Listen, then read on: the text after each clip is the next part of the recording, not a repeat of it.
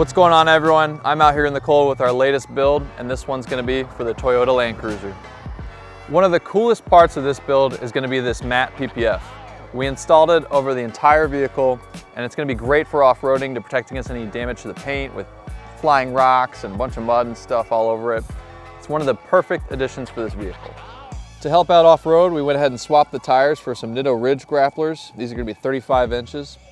And then for the rim design, we went ahead and chose a sleek, traditional look from Method to kind of match the Land Cruiser's retro vibes. To get those 35-inch tires to fit, we did install a 3.5-inch lift kit from Rough Country, which requires a little bit of adjustment.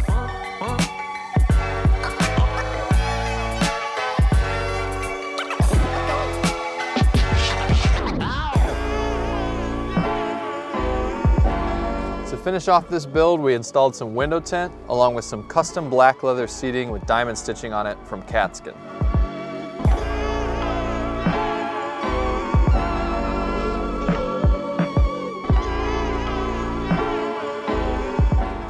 If you like this build, make sure you give the video a like and follow us for more custom automotive content.